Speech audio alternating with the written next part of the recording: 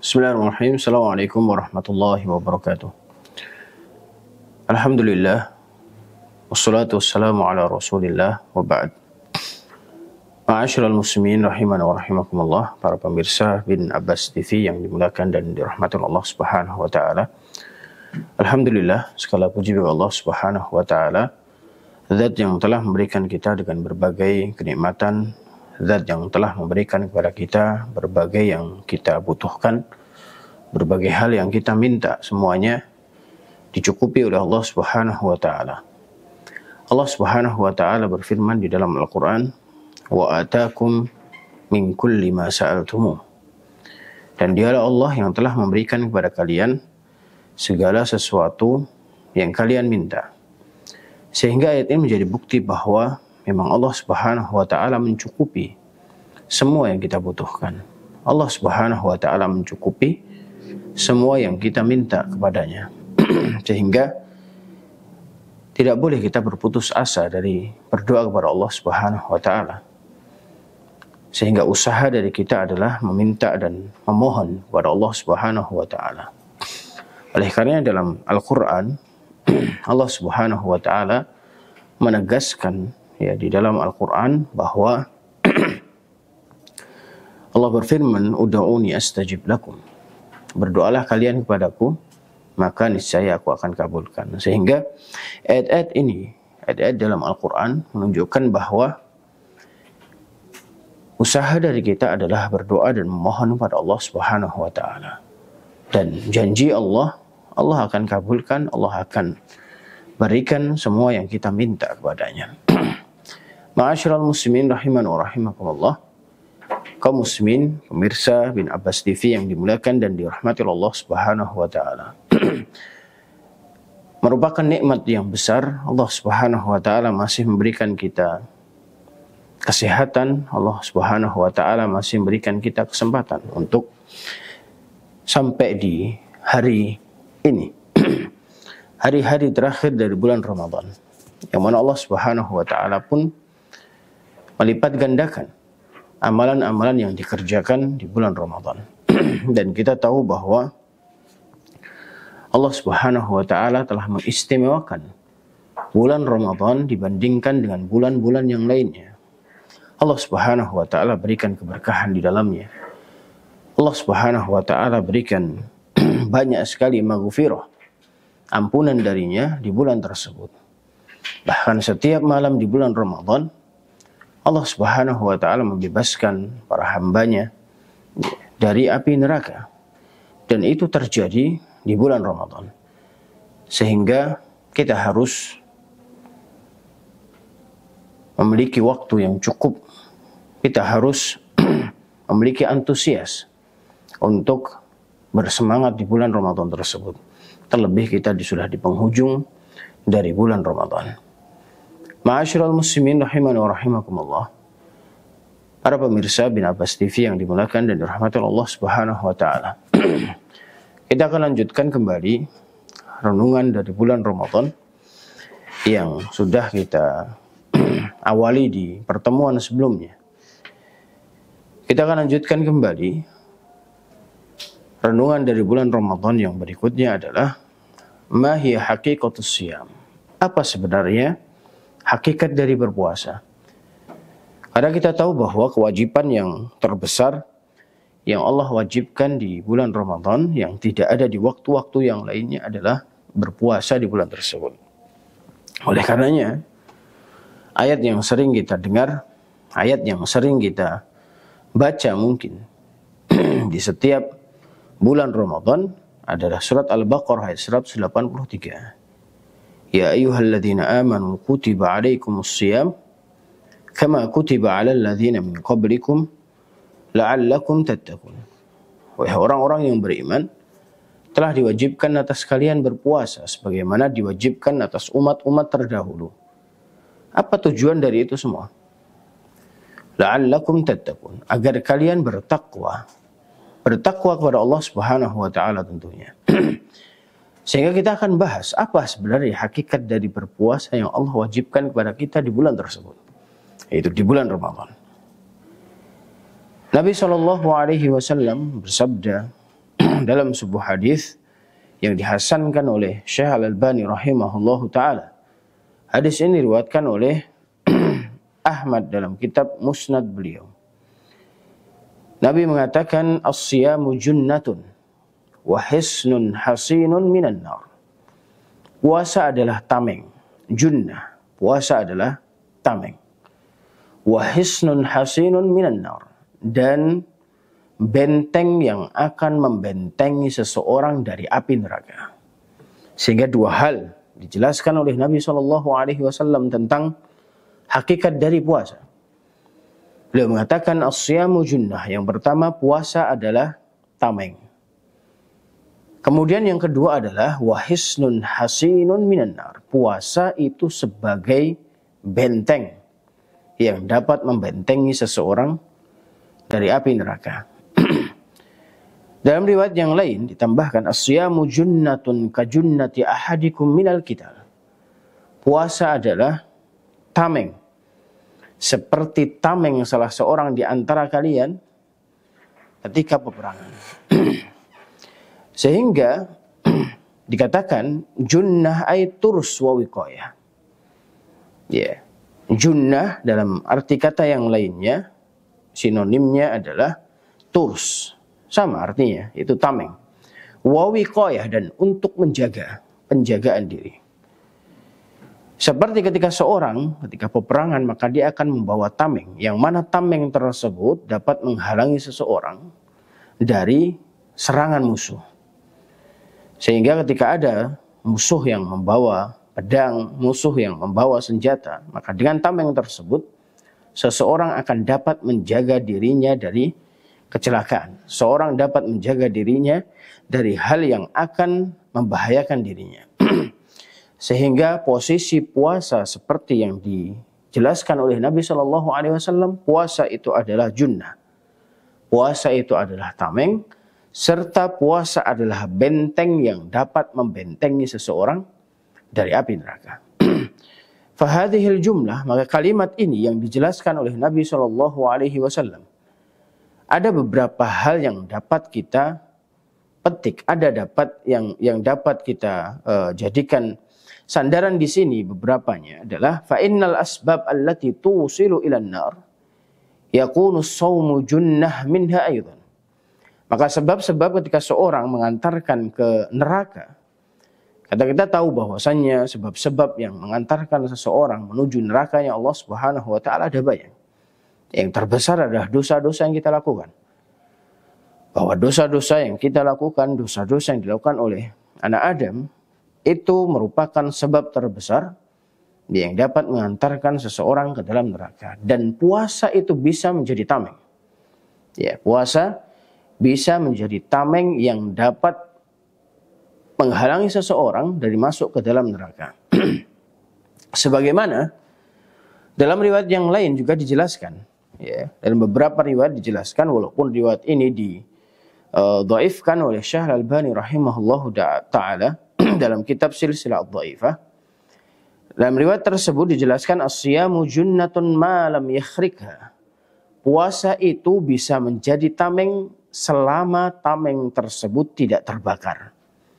Ingat, puasa itu menjadi tameng selama tameng tersebut tidak terbakar. Karena kita tahu bahwa ketika seorang menggunakan tameng, tapi tameng tersebut sudah terbakar, sudah bolong, mungkin sudah pecah, maka seolah-olah ketika dia menggunakan tameng tersebut tidak akan ada artinya.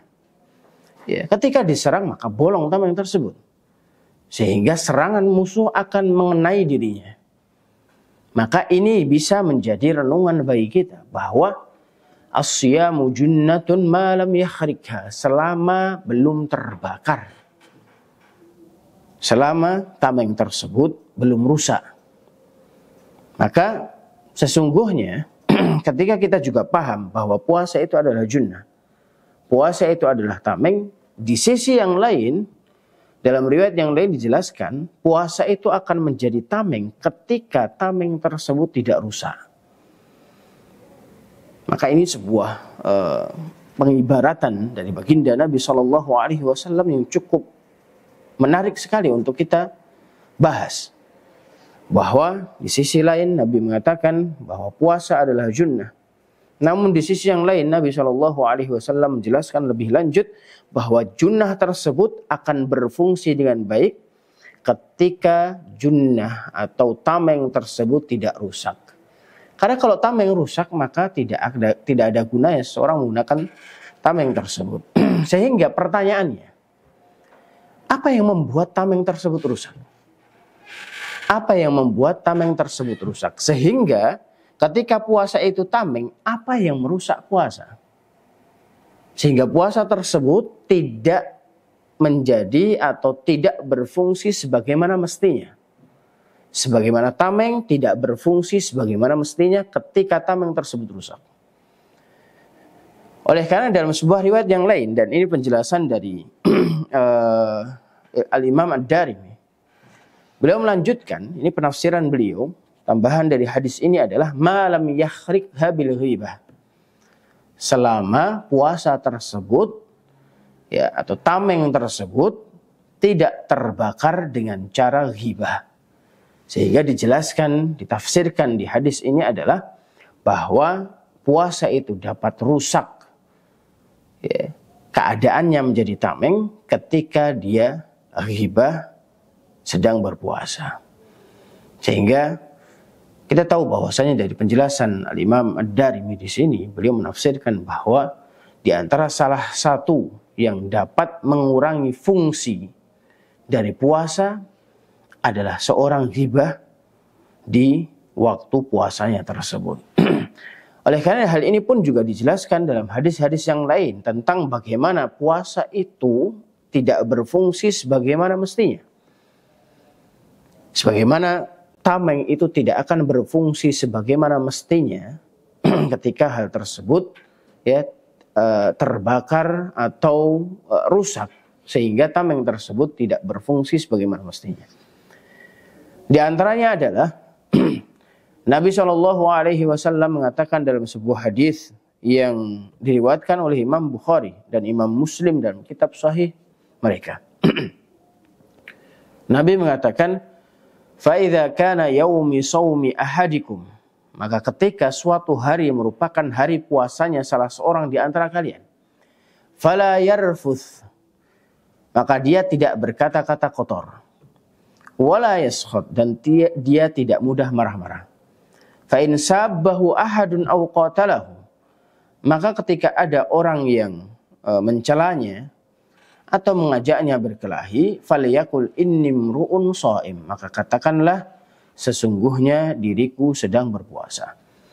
Dalam hadis ini Nabi SAW ingin menjelaskan kepada kita semua bahwa ini yang merusak puasa. Dan puasa tidak berfungsi sebagaimana mestinya ketika dijelaskan oleh Nabi SAW, as-siyamu junnah. Puasa itu adalah tameng. Sehingga puasa yang digambarkan oleh Nabi SAW yang akan berfungsi sebagaimana mestinya adalah seseorang fala yarfuth wala yaskhut. Orang tersebut tidak berkata-kata kotor. Ya, sehingga kata-kata kotor, kata-kata yang tidak pantas untuk diucapkan itu dapat merusak puasa seseorang. Sehingga ketika puasanya rusak, maka tidak akan berfungsi sebagaimana mestinya. Sebagaimana junnah atau tameng itu tidak akan berfungsi sebagaimana mestinya ketika tameng tersebut robek. Dan ini penjelasan dari Nabi SAW, ya, bahwasannya ketika kita berpuasa juga harus perhatian bagaimana keseharian kita, bagaimana puasa kita jangan sampai terkotori dengan sesuatu yang tidak bermanfaat. Bahkan terkotori dengan dosa-dosa yang kita lakukan. Sehingga penyebab terbesar puasa seseorang rusak adalah ketika dia berpuasa masih melakukan dosa-dosa kepada Allah Subhanahu wa ta'ala. Ma'asyiral muslimin rahimani wa rahimakumullah. Kaum muslimin yang dimuliakan dan dirahmati Allah Subhanahu wa ta'ala, para pemirsa bin Abbas TV yang dimuliakan dan dirahmati Allah Subhanahu wa ta'ala. Ini merupakan renungan bagi kita bersama bahwa ketika Nabi SAW menjelaskan bahwa puasa itu merupakan junnah, Puasa itu merupakan tameng. Puasa itu merupakan benteng yang dapat membentengi seseorang dari api neraka. Kita juga harus paham bahwa tameng itu akan berfungsi dengan baik ketika tameng tersebut itu sempurna. Tameng tersebut itu baik. Dan benteng akan berfungsi dengan baik ketika benteng tersebut tidak ada celahnya. Benteng tersebut tidak roboh, sehingga tidak mudah untuk ditembus musuh. Sehingga puasa juga seperti itu. Puasa akan mampu berfungsi sebagaimana mestinya, dapat membentengi seseorang dari api neraka. Ketika puasa tersebut, seseorang juga perhatian tentang hak-hak yang terdapat di dalam puasa. Bagaimana ketika dia berpuasa juga harus diperhatikan. Sehingga puasa itu bukan hanya sekedar menahan makan dan minum saja. Akan tapi lebih dari hal itu semua, puasa itu juga bagaimana seseorang menahan hawa nafsunya, menahan marah-marahnya, menahan lisannya untuk tidak mengatakan kata-kata yang tidak pantas untuk diucapkan. Sehingga ma'asyiral muslimin rahimani wa rahimakumullah, para pemirsa bin Abbas TV yang dimuliakan dan dirahmati Allah Subhanahu wa taala. Berikutnya, renungan berikutnya. Ba'da hadzal idah alladhi yastaqa min mishkatin nubuwah fi bayani haqiqatis shaum alladhi aradahu Allah tabaraka wa ta'ala, aqulu ma hiya haluna wa waqi'una fi Ramadan. Setelah penjelasan hal itu semua tentang hakikat dari berpuasa, maka yang menjadi pertanyaan di benak kita adalah bagaimana keadaan kita di bulan Ramadan. Bagaimana keadaan kaum muslimin di bulan Ramadan. Kita tahu bahwa Ramadan merupakan musim yang besar. Musim yang sifatnya tahunan. Karena Ramadan akan datang terus setiap tahunnya. Ramadan itu merupakan musim yang besar. Akan tetapi musim untuk apa pertanyaannya? Karena banyak sekali orang memaknai Ramadan dengan tidak sebagaimana mestinya. Orang memaknai bahwa Ramadan itu musimnya mungkin musimnya baju lebaran, musimnya bagaimana seorang laris berjualan, musimnya seseorang itu menyantap aneka makanan. Sehingga dalam benak banyak orang ketika memahami tentang musim Ramadan itu berbeda-beda. Ya, akan tetapi ketika Allah Subhanahu wa taala berfirman di dalam Al-Qur'an dan surat Al-Baqarah 185, Allah Subhanahu wa taala menjelaskan tentang Ramadan itu seperti apa. Allah katakan dalam Al-Qur'an, "Syahrul Ramadan alladzi unzila fihi al-Qur'an." Bulan puasa atau bulan Ramadan adalah bulan yang diturunkan di dalamnya Al-Qur'an. Ya. Allah Subhanahu wa taala jelaskan dalam ayat ini bahwa di antara karakteristik, sifat dan kekhususan dari bulan Ramadan merupakan bulan diturunkannya Al-Qur'an. Dan kita mungkin sudah bahas di pertemuan sebelumnya. Apa maksud dari Al-Qur'an diturunkan di bulan Ramadan? Bahwa Al-Quran itu mengalami 2 kali turun. Turun yang pertama dari sisi Allah Subhanahu wa taala ke langit dunia, dan itu terjadi di malam Lailatul Qadar. Dan malam Lailatul Qadar itu terjadi di bulan Ramadan. Itu sekaligus semua Al-Quran turun. Kemudian berikutnya dari langit dunia melalui perantara malaikat Jibril ke Nabi kita Nabi Muhammad SAW pertama kali turun. Wahyu yang pertama kali turun kepada beliau terjadi di malam Lailatul Qadar, dan itu terjadi di bulan Ramadan. Sehingga pantas ketika Allah Subhanahu wa taala berfirman, "Syahrul Ramadan alladzi unzila fihi al-Qur'an." Bulan Ramadan merupakan bulan diturunkannya Al-Qur'an. Sehingga inilah musimnya. Musimnya Al-Qur'an, musimnya orang banyak membaca Al-Qur'an. Musimnya seseorang memperbanyak tilawah Al-Quran. Dan itulah keadaan orang-orang terdahulu, orang-orang soleh terdahulu, bagaimana memaknai bulan Ramadan. Ya, bagaimana mereka memaknai bulan Ramadan. Sehingga banyak sekali hal di sini kita jelaskan bagaimana keadaan orang-orang soleh terdahulu, bagaimana keadaan para sahabat terdahulu, bagaimana keadaan ulama terdahulu, ketika mereka di bulan Ramadan dan hubungan mereka dengan Al-Quran. Kita akan sampaikan beberapa riwayat di sana. Di antaranya adalah riwayat tentang sahabat Utsman bin Affan radhiyallahu anhu. Dalam riwayat tersebut dikatakan bahwa sahabat Utsman bin Affan yakhtimul Quran kulla yaumin marrah. Beliau menghatamkan Al-Quran satu hari satu kali. Bayangkan. Itulah keadaan para sahabat. Itulah keadaan sahabat Utsman bin Affan dengan Al-Quran di bulan Ramadan. Beliau menghatamkan Al-Quran satu hari satu kali. Wa kana ba'du salafi yakhtimu fi qiyami Ramadan fi kulli thalathin fi shalah. Dan sebagian ulama salaf terdahulu pun juga menghatamkan Al-Quran pada bulan Ramadan di solat mereka setiap 3 hari sekali. Sehingga satu hari 10 juz mereka hatamkan Al-Quran di dalam solat mereka. Ingat, ini di dalam solat mereka. Maka tentunya di luar solat mereka lebih banyak lagi. Itulah keadaan-keadaan yang mungkin membuat kita malu. Bagaimana melihat keadaan kita sekarang. Ya, keadaan yang cukup sangat berbeda sekali.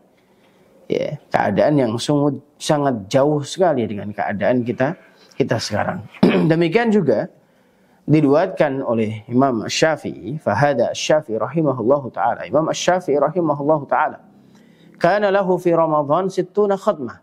Bayangkan, beliau di bulan Ramadan khatam Al-Qur'an 60 kali. Yaqra'uha fi ghairis shalah. Yang dibaca selain di waktu sholat. Ya. Maka tentunya di waktu sholat pun beliau juga membaca Al-Quran. Tapi ini di luar waktu sholat. Beliau menghatamkan Al-Quran di bulan Ramadan sebanyak 60 kali. Sehingga rata-ratanya satu hari 2 kali beliau menghatamkan. Allahu Akbar. Sehingga kondisi-kondisi seperti ini kalau kita baca membuat kita malu sendiri. Ya, membuat kita kerdil di hadapan mereka. Karena mereka adalah ulama kaum muslimin. Wa kana al-Aswad an-Nakhai yaqra'ul Qur'an fi kulli lailataini fi Ramadan. Adalah Al-Aswad an-Nakhai. Beliau membaca Al-Quran pada setiap 2 malam di bulan Ramadan. Sehingga setiap 2 malam sekali beliau menghatamkan Al-Quran. Wa kana Qatadah yakhtimu fi kulli sab'in daiman. Qatadah, salah seorang tabi'in, beliau juga menghatamkan Al-Quran setiap 7 hari sekali. Ya, setiap 7 hari sekali. Wa fi Ramadan fi kulli thalathin. Dan setiap bulan Ramadan itu 3 hari sekali. Ya. Jadi Qatadah memiliki kebiasaan setiap 1 pekan sekali beliau menghatamkan Al-Quran. Ini di luar Ramadan. Adapun di dalam bulan Ramadan beliau sering menghatamkan 3 hari sekali. Ya, terlebih di fil ashril awakhir fi kulli lailah, dan di 10 hari terakhir beliau khatam Al-Quran 1 hari sekali. Allahu Akbar. Ingat, ini merupakan keadaan orang-orang soleh terdahulu, para ulama salaf terdahulu, keadaan mereka dengan Al-Quran sesuai dengan apa yang difirmankan oleh Allah Subhanahu wa taala dalam surat Al-Baqarah ayat 185, bahwa syahrul Ramadan alladzi unzila fihil Qur'an. Bulan puasa merupakan bulan diturunkannya Al-Quran. Ya, sehingga pantas ketika bagaimana keadaan para ulama salaf terdahulu, perhatian mereka dengan Al-Quran. Bahkan dikatakan oleh Sufyan ats-Tsauri rahimahullahu taala, kana idza dakhala Ramadan taraka jami'al ibadat wa aqbala ala qiraatil Qur'an. Ini keadaan tentang Sufyan ats-Tsauri, salah seorang ulama. Karena idza dakhala Ramadan, ketika masuk bulan Ramadan, beliau meninggalkan semua ibadah, semua jenis ibadah. Wa aqbala ala qiraatil Qur'an, dan beliau memprioritaskan, mengkhususkan untuk baca Al-Quran. Ini Imam Sufyan ats-Tsauri rahimahullahu taala. Beliau sengaja ya memfokuskan, memprioritaskan untuk tilawah Al-Quran, untuk membaca Al-Quran dan meninggalkan ibadah-ibadah yang lain. Wa taraka jami'al ibadat wa huna ta'til mufadalat ba'dhin nas. Yaqul ana ashtaghilu bil ilmi wal fiqh. Mungkin kita tahu bahwa ibadah-ibadah yang lain itu cukup ada fadilahnya tentunya. Tapi di sini kita lihat bagaimana Sufyan Ats-Tsauri lebih memprioritaskan untuk membaca Al-Quran, tilawah Al-Quran dibandingkan dengan ibadah-ibadah yang lain. Karena memang Ramadan merupakan musimnya Al-Quran. Ramadan merupakan musimnya tilawah Al-Quran. Sebagaimana dijelaskan oleh Allah Subhanahu wa Ta'ala dalam Al-Quran. Syahrul Ramadan alladzi unzila fihi Al-Quran. Bulan puasa, bulan Ramadan merupakan bulan diturunkannya Al-Quran. Sehingga ma'asyiral muslimin rahimani wa rahimakumullah, bulan Ramadan merupakan musim yang besar. Namun seseorang berbeda-beda di dalam memaknai, persepsi orang berbeda-beda dalam memaknai musim dari bulan Ramadan ini. Seperti yang kita katakan di awal tadi, mungkin sebagian orang memaknai bahwa Ramadan itu musimnya bagaimana kita mencicipi jajanan-jajanan atau makanan-makanan yang beraneka ragam. Mungkin para pedagang akan memiliki persepsi bahwa bulan Ramadan merupakan waktunya orang-orang itu banyak membeli pakaian-pakaian. Sehingga mereka mempersiapkan diri untuk memberikan stok yang lebih ketika datang atau akan datangnya bulan Ramadan. Tapi kita juga harus memaknai bahwa bulan Ramadan adalah musimnya kita untuk beramal soleh. Musimnya kita untuk memperbanyak amal. Makanya dalam sebuah riwayat dikatakan bahwa ketika awal malam pertama kali dari bulan Ramadan akan ada yang menyeru, ya baghiyal khairi aqbil wa ya baghiyasy syarri aqsir. Wahai orang-orang yang menginginkan untuk berbuat baik, maka sambutlah Ramadan tersebut. Sambutlah dengan apa?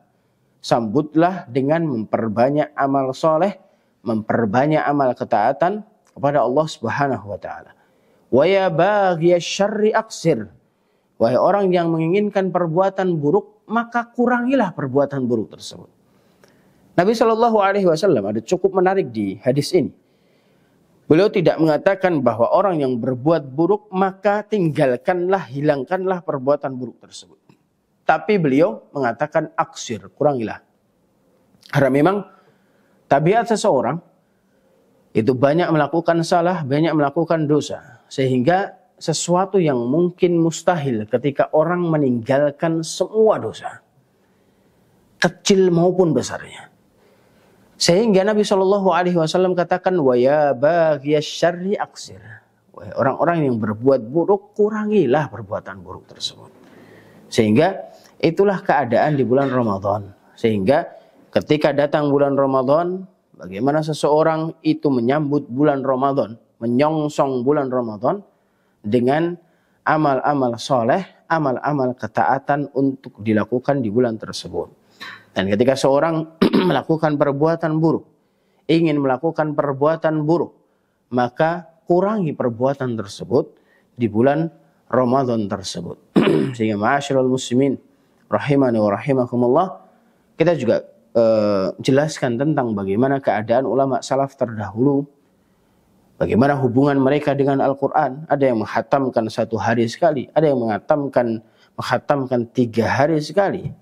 Dan itulah keadaan ulama-ulama salaf terdahulu. Bahkan diriwayatkan dari Sufyan Ats-Tsauri bahwa beliau itu lebih memprioritaskan untuk membaca Al-Quran, mentadaburi Al-Quran dibandingkan dengan ibadah-ibadah yang lainnya. Dibandingkan dengan ibadah-ibadah yang lainnya. Sehingga ma'asyiral muslimin rahimani wa rahimakumullah, kaum muslimin yang dimuliakan dan dirahmati Allah Subhanahu wa Ta'ala.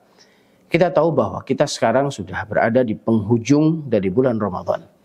Maka Nabi SAW pun mencontohkan bagaimana keadaan beliau di bulan Ramadan. Terlebih, terkhusus di akhir bulan Ramadan. Bagaimana beliau ketika bulan Ramadan itu lebih semangat lagi dibandingkan di awal bulan Ramadan. Syadda mi'zarahu. Beliau mengencangkan ikat pinggangnya. Beliau lebih semangat lagi untuk beribadah di bulan Ramadan. Beliau menghidupkan malam-malamnya, memperbanyak ibadah memperbanyak amal ketaatan kepada Allah Subhanahu wa taala di malam-malam bulan Ramadan. Wa aiqadha ahlahu, dan beliau tidak sendirian, beliau ngajak orang lain untuk berbuat baik, terlebih keluarga beliau. Wa aiqadha ahlahu, beliau membangunkan keluarga beliau. Sehingga ma'asyiral muslimin rahimani wa rahimakumullah, jangan sampai Ramadan yang akan meninggalkan kita sia-siakan. Dan jangan sampai kita seperti apa yang didoakan oleh malaikat Jibril. Ketika datang bulan Ramadan, kemudian Ramadan berlalu begitu saja, tapi kita tidak mendapatkan sedikit pun maghfirah dari Allah Subhanahu wa taala. Oleh karena orang yang seperti ini, orang yang tidak mampu memaknai bulan Ramadan dengan baik. Ramadan masuk begitu saja, kemudian meninggalkan begitu saja, tanpa ada makna yang ada di dalamnya. Tanpa ada maghfirah yang didapatkan oleh orang tersebut. Sehingga pantaslah didoakan kecelakaan oleh malaikat Jibril dan diaminkan oleh baginda Nabi Sallallahu Alaihi Wasallam. Dan mudah-mudahan kita tidak termasuk di dalam doa tersebut. Sehingga pada akhirnya, ma'asyiral muslimin rahimani wa rahimakumullah, para pemirsa bin Abbas TV yang dimuliakan dan dirahmati Allah Subhanahu wa taala. Mudah-mudahan Allah Subhanahu wa taala senantiasa membimbing kita, memberikan taufiknya kepada kita, dan yang terpenting adalah semua amal ibadah yang kita lakukan, puasa kita, sholat kita, sedekah kita, merupakan amalan-amalan yang diterima di sisi Allah Subhanahu wa ta'ala. Mudah-mudahan bermanfaat. Barakallahu fikum wa sallallahu wa sallam ala nabiyyina Muhammad. Assalamualaikum warahmatullahi wabarakatuh.